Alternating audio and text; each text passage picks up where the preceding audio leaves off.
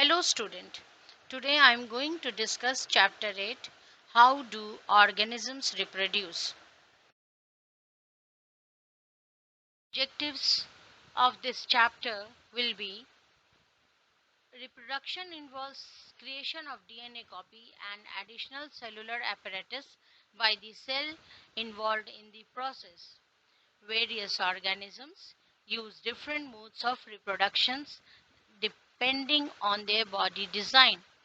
Living organisms can reproduce by two methods, that is asexual and sexual. Asexual reproduction can occur by binary fission, multiple fission, budding, fragmentation, sporulation, and vegetative propagation. Vegetative propagation in plants occur by means of stems, roots, and leaves. It is also done artificially by grafting, cutting, layering, and tissue culture.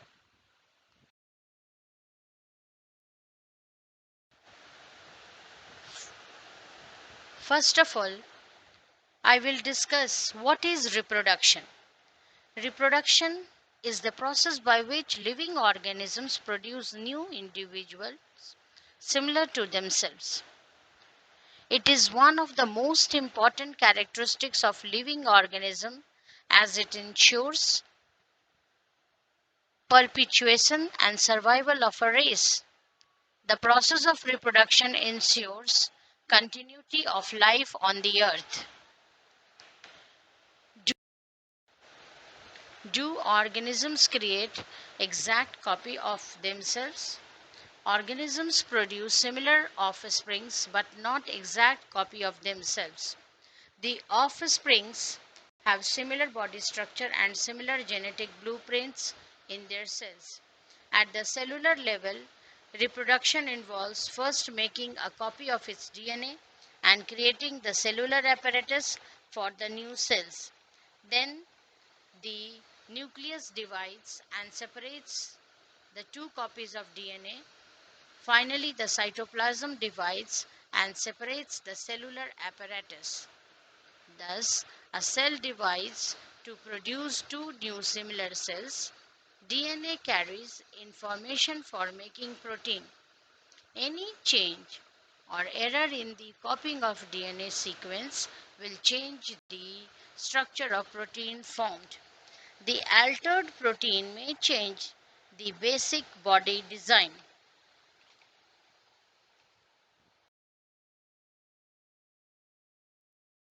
Now I am going to discuss importance of variations.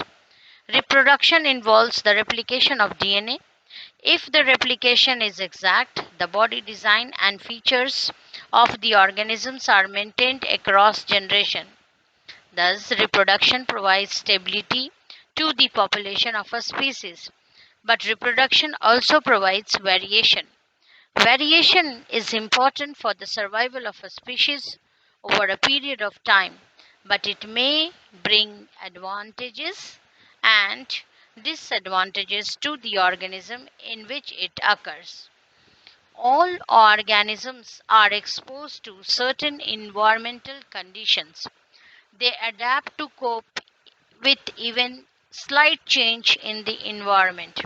Any drastic change in the environment, like extreme temperature, varying water level, an earthquake, or a meteorite hit, may take a heavy toll on organisms that are unable to cope with its effect.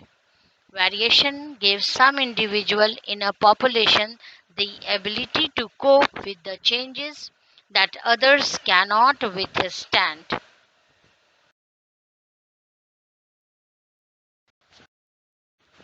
Now I am going to discuss asexual reproduction. When reproduction occurs without the fusion of gametes, it is called asexual reproduction. First of all, I'll discuss the characteristics of asexual reproduction. Here, in asexual reproduction, a single individual is involved in this type of reproduction. Sex differentiation is not required. Gametes are not formed. Fertilization of gametes is not required. there occur only mitotic or amitotic type of cell division. Meiosis does not occur. Daughter organisms are genetically identical to the parent. Asexual reproduction is classified into 6 groups. They are fission, fragmentation, regeneration, budding, vegetative propagation, and spore formation.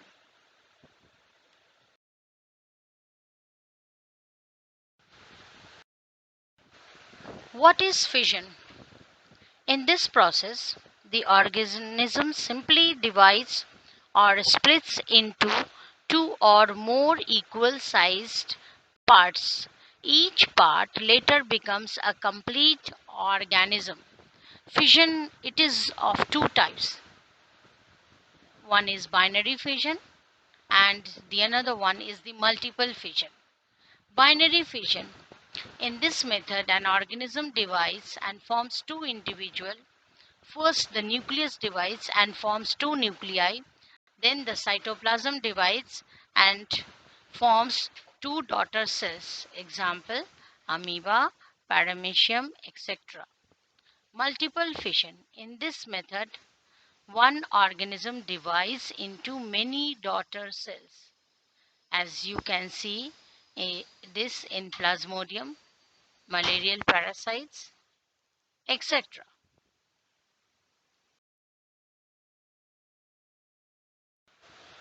Now, fragmentation. In this method, the body of a simple multicellular organism breaks up into smaller pieces on maturation, and each fragment develops into new individual. Example, Spirogyra. When a Spirogyra filament breaks into pieces, each piece grows into a new filament by cell division. This process is fragmentation.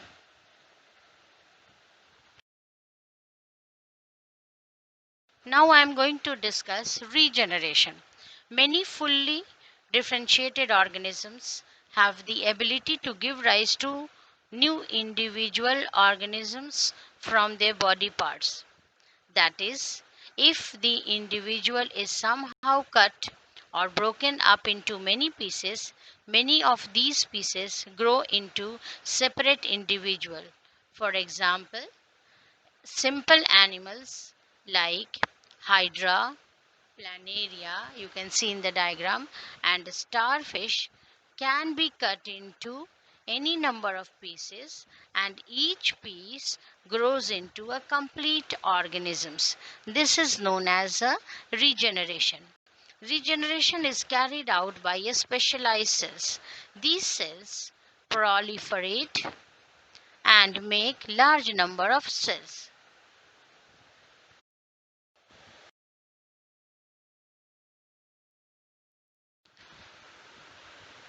Now, budding method. In this method, a bird-like projection is formed on the body of the organisms. The bird, you can see in the figure, then develops into a new individual. It then separates from the parent body and forms an independent individual. You can see the budding in case of the hydra is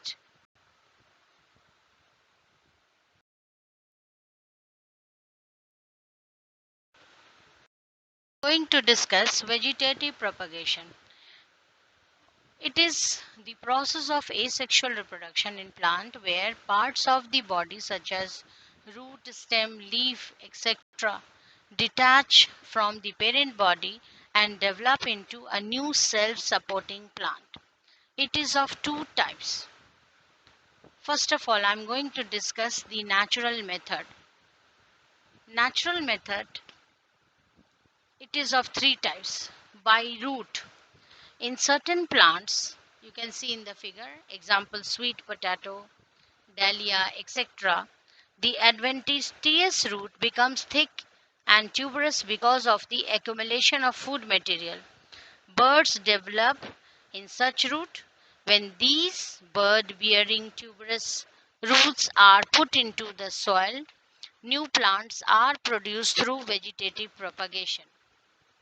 Number 2, by stem. In grasses, vegetative propagation occurs from subaerial stems. Underground stems like potato, you can see in the figure, onion, ginger, turmeric, etc., are also the source of vegetative propagation.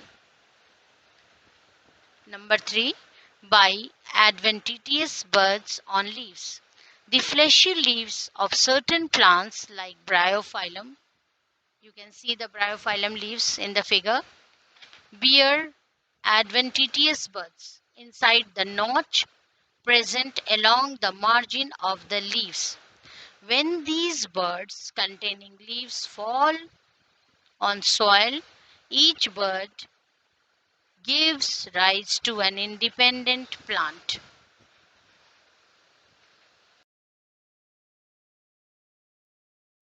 Now I am going to tell you about artificial method of vegetative propagation. Scientists have developed new technique to grow plants through method other than the natural ones, such as cutting, layering, grafting, tissue culture. Number 1, cutting. In this method, a piece of stem, root, or leaf is detached from the parent body and is buried in the moist soil. After a few weeks, the cutting develops roots and grow into a new plant. Example, you can see in the figure rose, sugarcane, bougainvillea, etc. Number 2, layering. In this method of vegetative propagation, new plants are produced from the parent stem even without detaching it in the initial stage. Example, strawberry. Number 3, grafting. This method is used to improve the quality of certain variety of fruits like mango. Grafting has been found to be successful only in the dicots. During this method, cutting stem of two different plants are attached together in such a way that they grow in a single plant.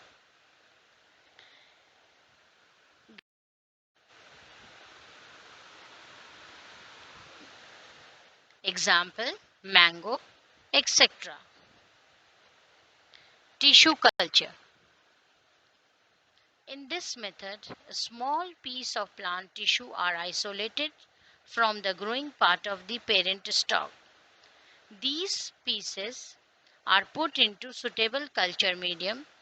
The cells of the tissue divides rapidly to form an unorganized mass called callus. The callus is transferred into another culture medium containing plant hormone, which induces the formation of root and shoot. The callus, having root and shoot, develops into several small plantlets.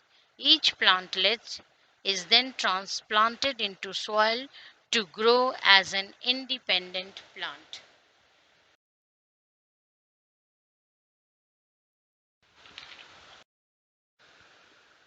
What is spore formation?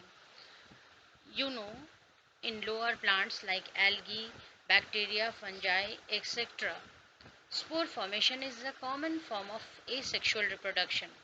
Spores are unicellular bodies formed by the cell division in the parent organisms. Having become detached from the parent, and if conditions are suitable, they germinate directly or indirectly into a new individuals.